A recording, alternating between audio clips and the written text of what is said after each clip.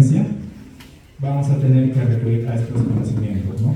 Si hay un compromiso motor, un déficit motor de algún miembro, entonces vamos a recordar, está comprometido probablemente los ganglios basales.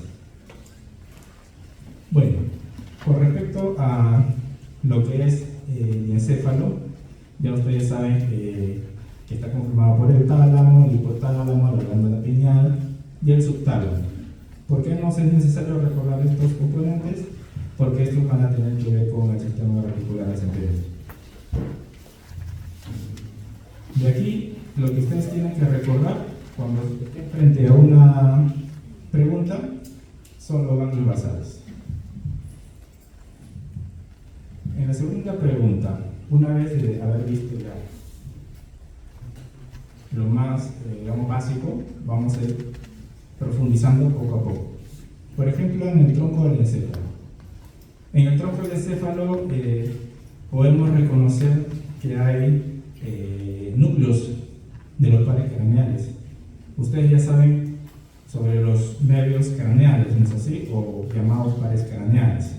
Bueno, en la actualidad ya no se le denomina pares craneales, sino se le denominan nervios craneales, porque si recordamos, el 1 y el 2 no son pares. Ahora, lo que tenemos que recordar nosotros es la localización. ¿Dónde están los núcleos de estos nervios craneales? Para eso tenemos que diferenciar el tronco del encéfalo en tres estructuras. La parte superior, el mesencéfalo, seguida por la protuberancia y seguida por el bulbo. En esta lámina, lo que tienen que recordar ustedes es más que nada la ubicación de lo que está en el bulbo. Es lo que más les va a servir en su práctica o cuando nos estemos enfrentando a alguna pregunta, ¿no? Bueno, ahora vamos a la tercera estructura, es el cerebelo. El cerebelo es, digamos, el órgano encargado del equilibrio. Cuando veamos una persona que, por ejemplo, acude hacia nosotros o te plantea una cuestión de que hay una alteración del equilibrio o esta persona tiene una dificultad para la marcha, entonces nosotros vamos a ubicarnos en el plano anatómico. ¿Qué estructura está lesionada? Hemisferio, corteza, ganglios.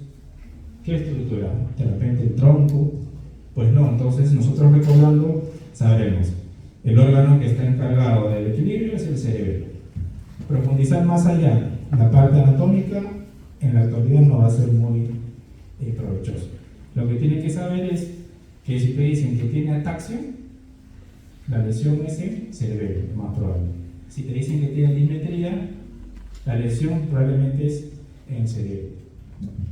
Por ejemplo, si te dicen que un paciente tiene dismetría o tú vas a poner dismetría, ¿no? O de repente estás en la emergencia como interno y me llamas y me dices el paciente tiene dismetría, yo te pregunto qué es dismetría o cómo mides la dismetría. En forma práctica, tú le dices, señor, tóquese la punta de la nariz, señor, tóquese la punta de la oreja. ¿No es así? Me dices, el señor está táxico. ¿Cómo compruebas que está táxico? Señor, camine. ¿No es así? Bueno, otra cosa asociada acá, por ejemplo, es el nitamo. Ustedes ya deben de haber escuchado la palabra nitamo. ¿No es así? Hay un nitamo fisiológico y hay un nitamo patológico. Aquí en cerebelo lo que tienen que recordar es ataxia, dismetría.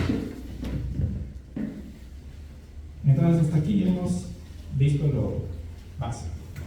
Ahora vamos a ver con respecto a los lóbulos. Cuando nosotros hacemos una disección, vamos a darnos cuenta de que no es como está en el gráfico, pero es una aproximación.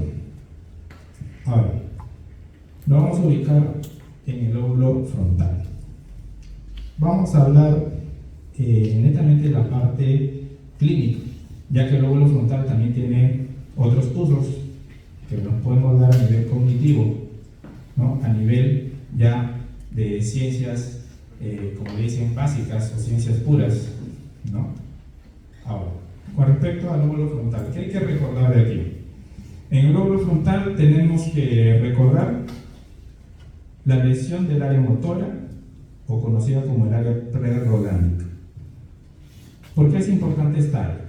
Esta área es lo que a nosotros nos va a llamar la atención, porque la persona va a venir con una debilidad de alguna extremidad, tanto superior como inferior.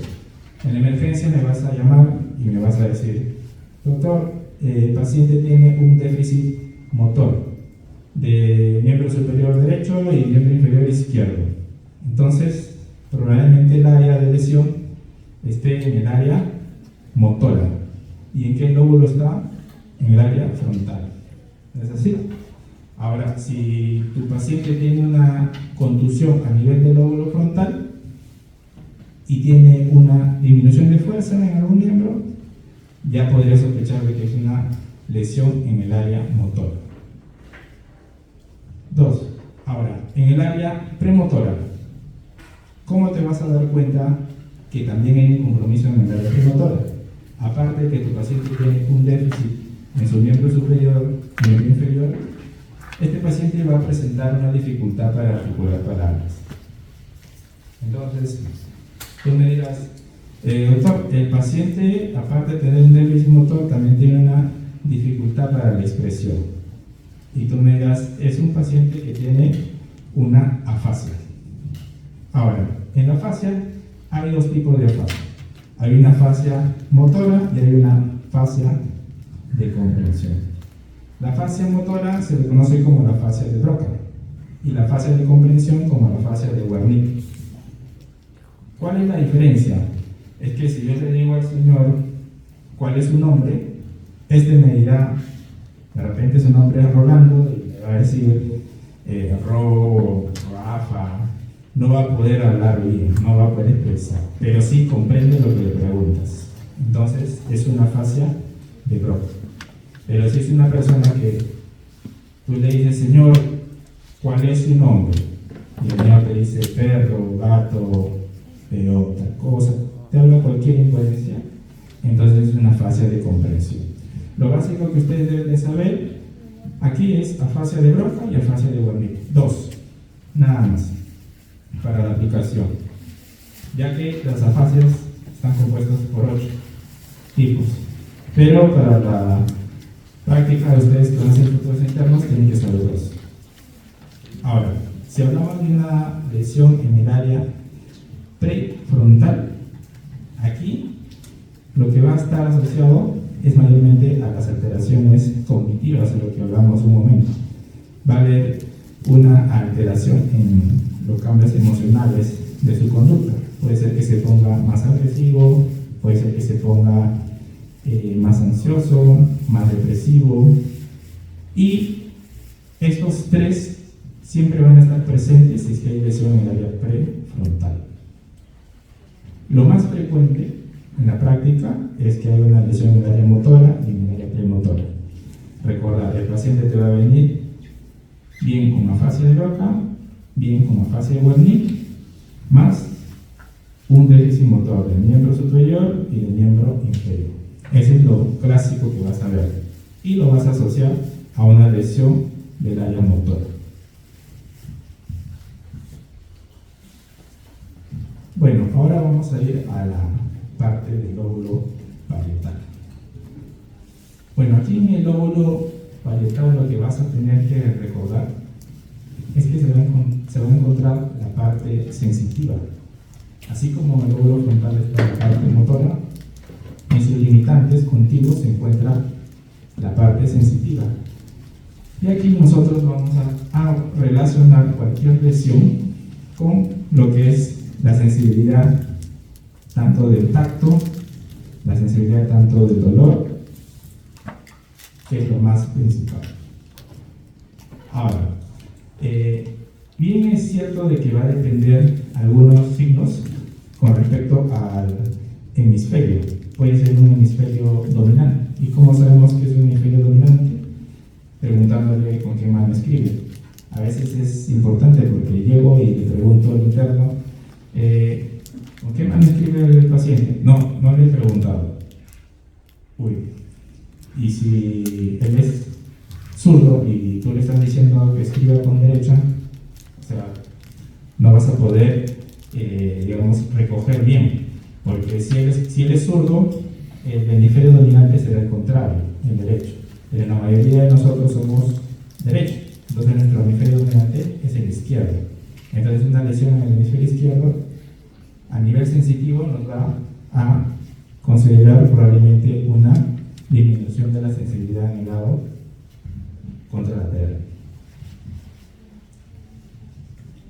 Entonces, antes de pasar, lóbulo frontal, recordar corteza motora, lóbulo parietal, corteza sensitiva. ¿Por qué se dividió eso ahí?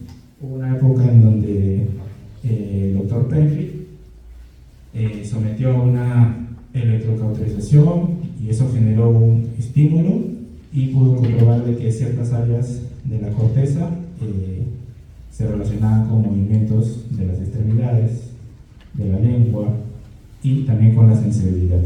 Entonces a eso se le denominó el homúnculo de Penfield, que ustedes ya conocen, ¿no?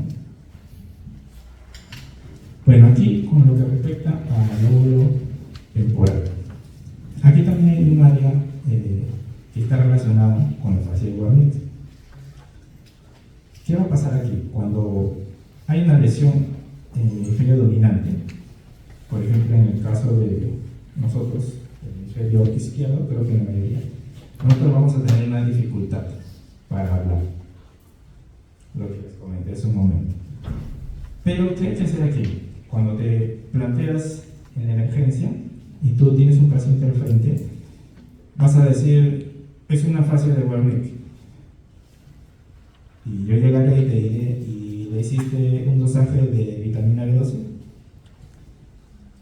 ¿No? Y tú me vas a decir, ¿para qué? Porque las características clínicas de una fascia de Wernicke es similar a una deficiencia por vitamina B12. Entonces, eso es lo que tú tienes que recordar aquí. ¿Okay? Y con respecto al lóbulo occipital, bueno, aquí cualquier lesión va a estar asociada a lo que es el campo visual. Va a haber una disminución de la agudeza. El paciente te dirá, veo escotomas, hay disminución de la visión, veo algo borroso y con antecedente de que tiene dolor y probablemente una rigidez a nivel cervical. Bueno, hasta aquí hemos tocado los 4 lóbulos, que son los principales, ¿no? Lo que tienen que recordar del lóbulo frontal, que les dije, del lóbulo parietal, del lóbulo temporal. El lóbulo occipital es más fácil porque va a estar relacionado con lo que es la agudeza visual. Bueno, una vez que ya hemos pasado los 4 lóbulos, vamos a ver a través ya de un corte, vamos a poder observar lo que son el cuerpo calloso. Ahora, ¿por qué es importante el cuerpo calloso? Porque nos da unas series de signos. Por ejemplo, el paciente va a tener dificultades para escribir. Cuando pasa de visita, se le preguntará al paciente, señor, escriba su nombre. El señor va a tener dificultades, no va a poder escribir. Entonces ahí tú podrías asociarlo, que puede tener una grafia como también no. También va a estar asociado a lo que es las órdenes. Cuando nosotros evaluamos a un paciente, siempre se pregunta, obedece órdenes simples como siéntese, levante el brazo, levante la pierna, abra la boca, sonría, míreme. Esas son órdenes simples. Si no te obedece, hay que sospechar que puede haber una lesión en el cuerpo calloso. Ahora, el cuerpo calloso también, como podrán ver en el gráfico, tiene, digamos, una diferencia tanto derecho como izquierdo. Pero con respecto a los signos y síntomas, cualquier lesión en cualquier hemisferio va a dar lo que es la dificultad para escribir, la dificultad para comprender órdenes simples.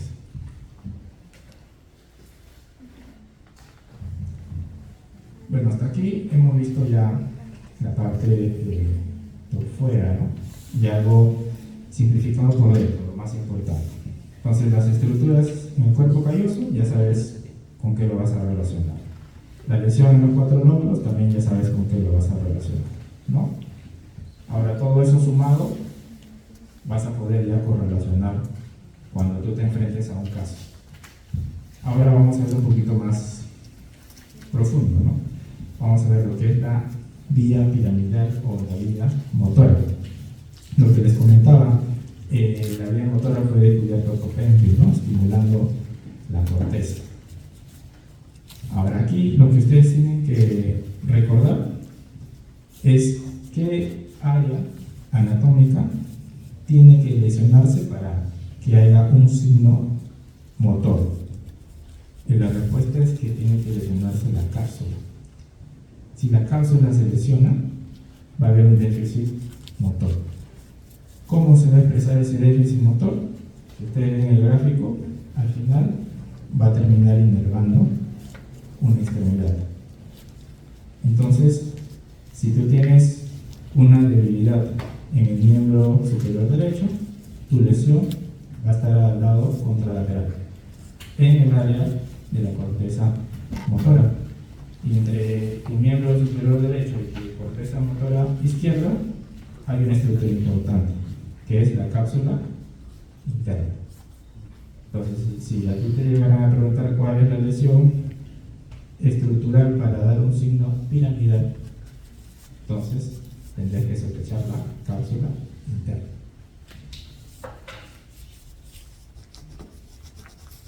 Bueno, una vez que ya visto el déficit motor, vamos a pasar a lo que son las afasias. Como les comentaba, las afasias las dividimos simplificadamente en afasia de Broca y en afasia de Warner.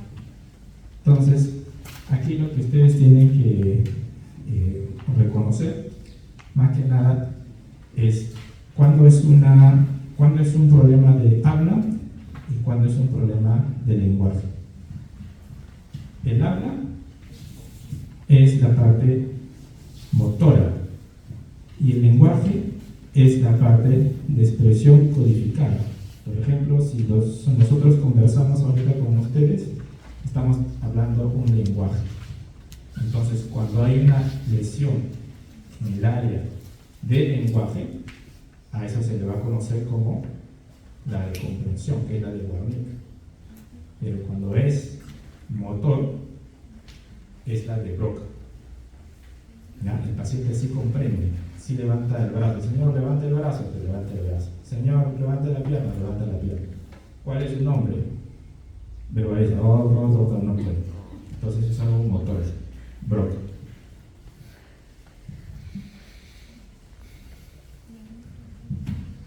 Lo otro, las ataxias. Las ataxias.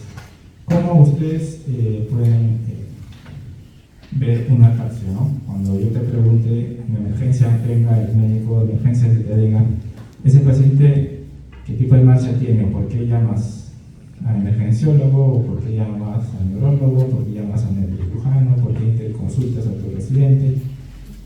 Tiene ataxia. Y si te preguntaran, ¿cómo sabes que tiene ataxia? ¿Qué prueba le has hecho? La famosa prueba de Romberg, ¿no?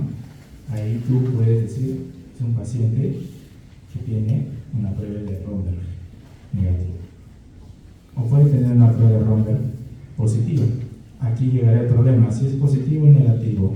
¿Qué es? ¿Periférico o es central? Esa sería la pregunta.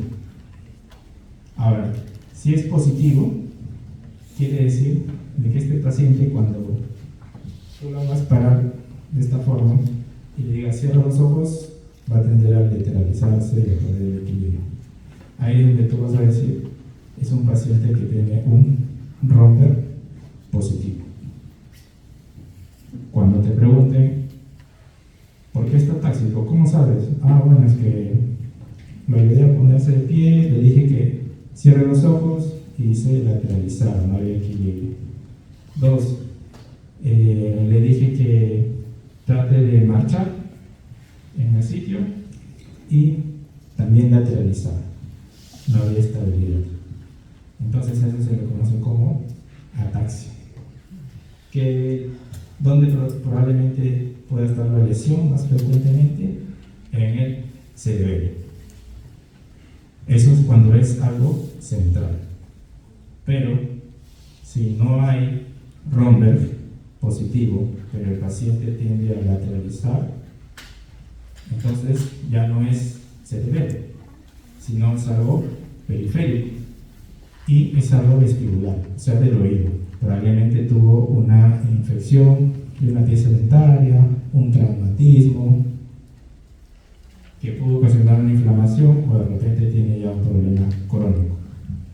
En cuanto aquí, cuando tú estés en una emergencia y te ven un paciente, tienes que saber a quién llamas. ¿Al otorrino o llamas al neurólogo? Si es un Romberg positivo, cerebelo, llamas al neurólogo. Si es un Romberg negativo, llamas al otorrino. Bueno, ahora vamos a ver lo que es el reflejo. Los reflejos, todos hemos sacado reflejos, ¿no es así? Todos hemos tenido nuestro martillito y hemos sacado reflejos. Ahora, ¿de qué nos sirve sacar los reflejos? ¿Por qué? Es porque nosotros queremos ver cómo es que están los circuitos neuronales. Los circuitos neuronales tienen una función o un inicio. Puede ser a nivel muscular, a nivel articular. Ambas estructuras están inervadas y ambas inervaciones van a terminar en la médula espinal. Y la médula espinal tiene tanto una prolongación anterior como una prolongación posterior. Recordar, la parte anterior es motora y la parte posterior es sensitiva. Si te preguntara, ¿estás evaluando reflejos? ¿Qué raíz nerviosa de la médula espinal estás estimulando? ¿La parte anterior o la parte posterior? Entonces tú ya sabes que estás evaluando la parte anterior. Bueno, lo otro que tienes que saber es evaluar el reflejo fotomotor. Por ejemplo, ¿de qué te sirve saber esto? ¿A quién vas a llamar? ¿Vas a llamar al oftalmólogo o vas a llamar al neurólogo o vas a llamar al neurocirujano? Acá lo que tú tienes que saber es qué pasa si es que tú iluminas la vista. ¿Va a haber una contracción fisiológica o no? Lo normal es que haya una contracción fisiológica. Eso es lo que tú tienes que encontrar cuando tú haces con tu linterna el examen fotomotor. Si tú no encuentras esto, entonces ya tú lo vas a considerar como que es algo anormal. No hay un reflejo fotomotor. Ahora, si no hay reflejo fotomotor, pero tienes el antecedente de algún trauma, llamarás al neurocirujano. Si no hay reflejo fotomotor y tienes un déficit motor de miembro, de extremidades, entonces llamarás al neurólogo.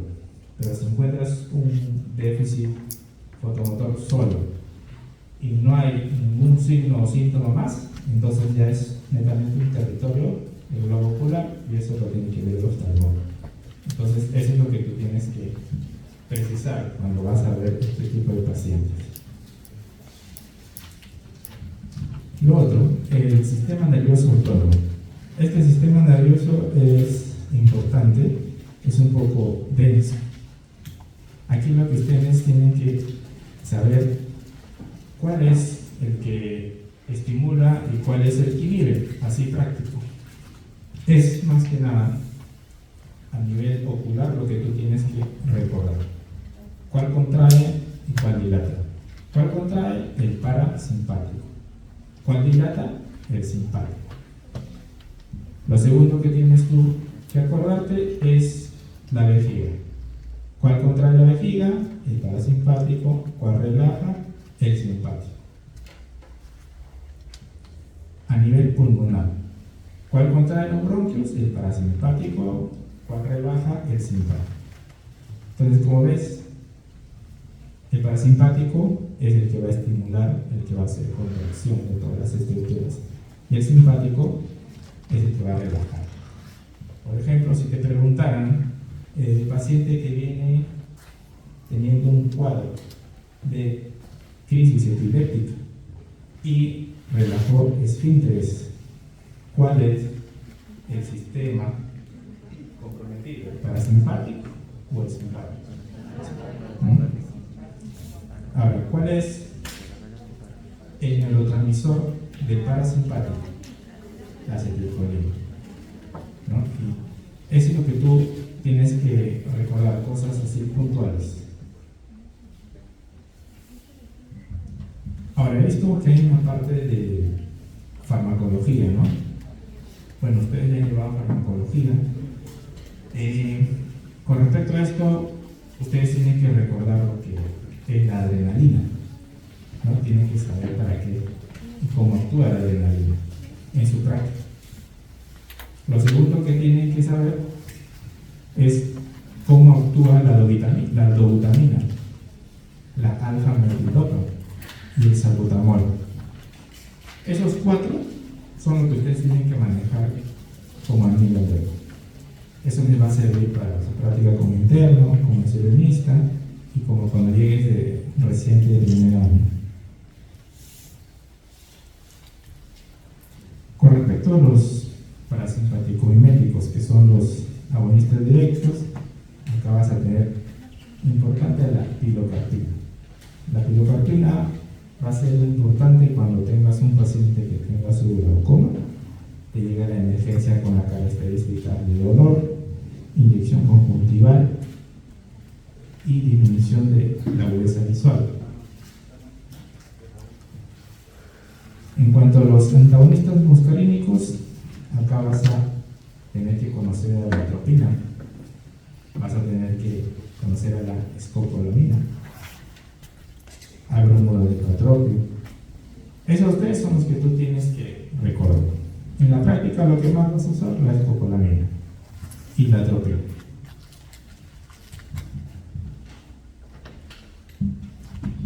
Ahora, en los metabloqueantes, el propanolol, de cajón tienes que saber. El timolol, tienes que saber. El atenolol, tienes que saber. El abetalol, tienes que saber.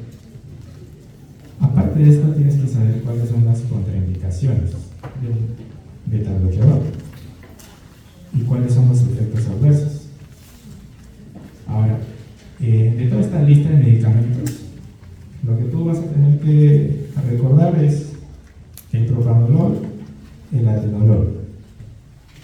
Eso es lo que tú tienes que saber.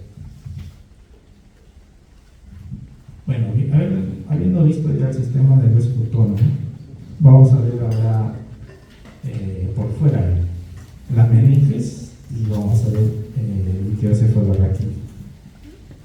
Bueno, con respecto a las meninges, ¿no? Ya ustedes saben que está compuesto por tres capas: la dura, la granoides y la pila. Eso es lo que todos conocemos. Pero ¿cuál es lo importante de aquí? Es donde se produce el líquido cefalorraquídeo, ¿no? Ya todos sabemos que es en el plexo coroideo. Ahora, ¿de qué nos sirve conocer esto? Esto nos va a servir el día de que tengamos un paciente que tenga, por ejemplo, una hidrocefalia. Eso lo van a ver en la emergencia.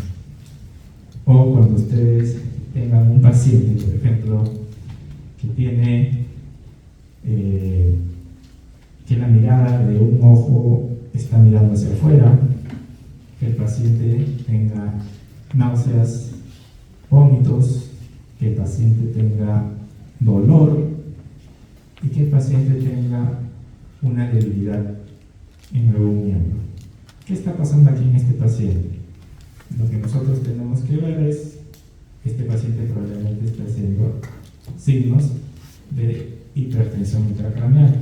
¿Y cuál es el elemento que causa hipertensión intracraneal? es el exceso de líquido cefalorraquídeo. ¿Cómo nosotros podemos estudiar el líquido cefalorraquídeo? A través de una punción lumbar.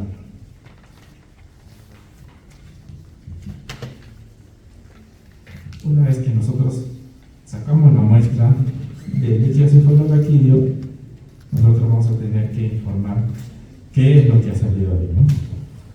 Entonces, en nuestra epidemiología, nosotros pues tenemos acá lo que es más tuberculosis, ¿no?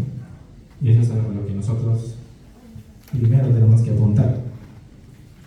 Las diferencias entre un cuadro bacteriano y un cuadro vírico o un cuadro de tuberculosis van ustedes que fijarse la glucosa. Van a tener que fijarse las proteínas. Van a tener que ver cuántos pleocitos hay. Y con esto van a ustedes poder definir qué es, ¿no? Bacteria, vírico. Y regresando al tema, si es una hipertensión intracraneal, ¿qué vas a hacer? Bueno, acá en la práctica rudimentaria en el Perú hacemos con un equipo de enoclisis, le conectamos a la aguja de pulsión lumbar y esperamos que el líquido cefalorraquídeo se proyecte en antigravedad y comience a ascender, ¿no?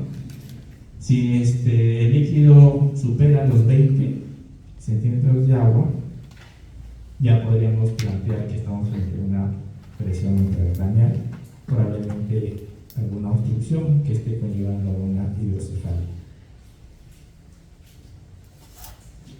Entonces, recordar aquí, a partir de cuánto hablamos ya de una hipertensión intracraneal por exceso de líquido cefalorraquídeo, a partir de 20. Y cuando hablamos, para diferenciar si estamos entre algo bacteriano y algo vírico, vamos a tener que fijarnos en la glucosa, en las proteínas y en las células de pilocitosis. Bueno, ahora vamos a pasar a lo que es la epilepsia. Ya ustedes han visto. Ya habiendo recordado todo lo que hemos visto, a grosso modo y lo más puntual de la parte del encéfalo, cuando hay una alteración, puede ser infecciosa, un trauma, una cirugía, una intoxicación, una hipoglicemia, todo esto nos puede llevar a hacer que la neurona con neurona tengan una interferencia en su sinapsis. Y como ustedes ya sabrán, la sinapsis es tanto eléctrica como química. Al haber una alteración ahí, es lo que se va a producir una descarga involuntaria, incontrolada, y eso se va a reflejar con unos signos que van a ser en frecuencia a nivel motor. En lo que respecta a la epilepsia, actualmente ya vamos a poder diferenciar a través de la información de la ILAE entre una epilepsia focal, una epilepsia generalizada o una epilepsia desconocida. Pero la epilepsia en sí, ¿qué es? ¿Cómo podemos nosotros definir qué es una epilepsia? Entonces hay tres criterios. El primer criterio es que tenga dos crisis no provocadas y que tengan una separación de 24 horas. El segundo criterio es que tenga una crisis y a eso tenga un antecedente de algún problema a nivel del encéfalo. Por ejemplo, una extirpación de un tumor, un trauma, una infección, una tuberculosis, que es lo más frecuente. Y lo otro es que ya el paciente venga con un síndrome epiléptico infantil ya establecido, ¿no? Por ejemplo, acá en nuestro medio tenemos el Lennox-Gastaut, más frecuente. Bueno, estos son los tres criterios. Lo que ustedes van a usar más en su práctica va a ser el criterio 1 y el criterio 2.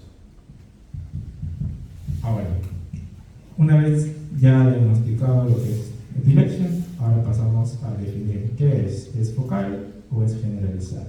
Si es focal, la alteración se va a producir en un hemisferio. Cuando es generalizado, la descarga va a comenzar a expandirse hacia el otro hemisferio. Pero esto puede arrojar unos signos. Como les dije, puede representarse con sacudidas, puede representarse con relajación de esfínteres, puede presentarse con retroversión ocular. Entonces esos son tres signos cardinales que ustedes van a ver como internos.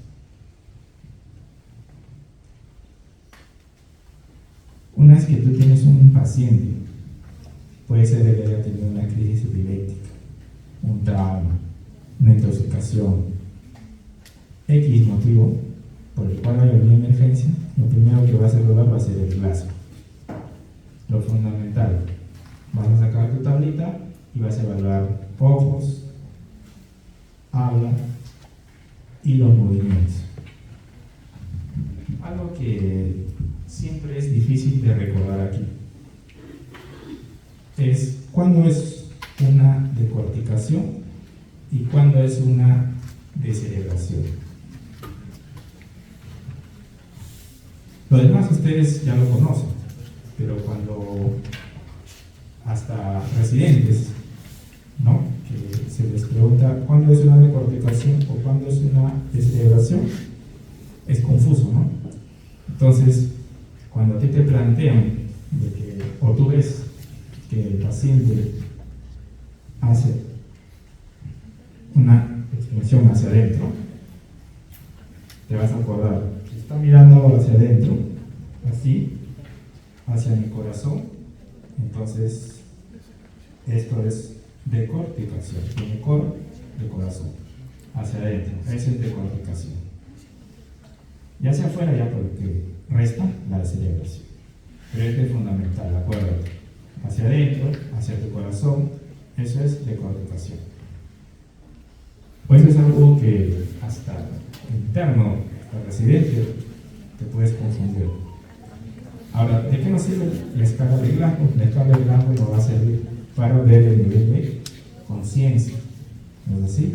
Ya ustedes saben que es una escala de 3 puntos a 15 puntos, el punto de corte es 8 puntos, ¿no?, para ver si es que este paciente va a ser intubado o no.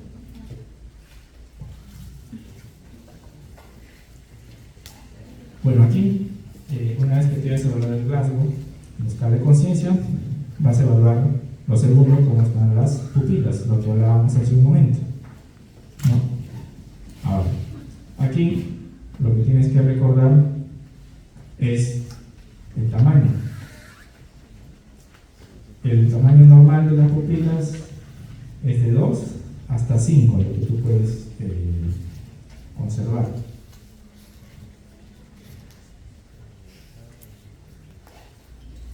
Otro tema aparte es las enfermedades de la placa motora. Volviendo a este paciente ya le sacaste el cabello bajo, ya le evaluaste las pupilas y ahora le evalúas fuerza. Y te das cuenta que este paciente sí, su Glasgow está 13-15, las pupilas están bien y hay un déficit de fuerza en los miembros inferiores. Entonces agarras tu martillito y comienzas a percutir y te das cuenta de que no hay reflejos, ¿no? Entonces tú aplicas ahí tus conocimientos que hablábamos, ¿no?, de la corteza motora, las vías motoras, cómo se estimula. Entonces tú dices, pucha, ¿qué pasó? Si no hay trauma, no hay lesión, ¿qué puede ser? Ya, entonces ahí el problema va a ser ya a nivel sináptico, a nivel de la comunicación de neurona a neurona. Puede estar interrumpida por algún problema autoinmune, congénito o tóxico. Lo más frecuente en la emergencia, lo que vamos a sospechar, puede ser una miastenia gravis. Eso es lo más frecuente que va a ser. A nivel congénito es bien raro, pero lo que más se ve es la miastenia infantil. Y en lo que es los tóxicos, en algunos casos se han registrado pues pacientes que vienen con exceso de fenitoína por un tratamiento de epilepsia, terminan haciendo cuadros de déficit motor y a veces pensamos de que es una enfermedad, un infarto, ¿no? Y al final termina siendo un exceso, una intoxicación, y esta intoxicación ha causado una interrupción en la señal nerviosa de neurona a neurona.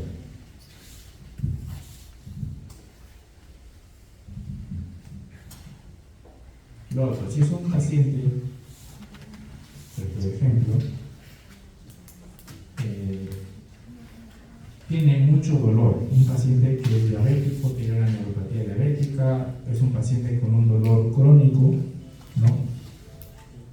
¿Dónde estaría o cuál sería el factor o elemento a nivel del sistema nervioso que se encarga de modular esto?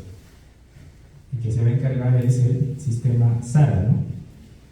Conocido como el sistema reticular activador. Aparte, este sistema va a participar en lo que es el sueño, va a participar en la regulación de las funciones vitales, por ejemplo, el centro respiratorio, el centro circulatorio, va a tener conexiones con el hipotálamo, con el encéfalo. Como ven en la figura, va a tener una ramificación prácticamente en toda la extensión del encéfalo, pero menos a nivel de cerebelo.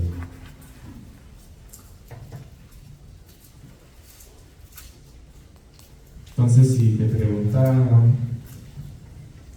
qué sistema guarda relación con el sueño, o la vigilia, o el dolor crónico, ¿no? Es el sistema reticular ascendente. Yendo al sueño. El sueño sabemos que tiene dos fases que tenemos que recordar: el sueño REM y el sueño no REM. El sueño no REM tiene fases, mientras que el sueño, propiamente dicho, va a tener ciclos. Entonces, si a ti te preguntan por las fases, estamos hablando del no REM. Pero si te preguntan de ciclos, estamos hablando de el sueño.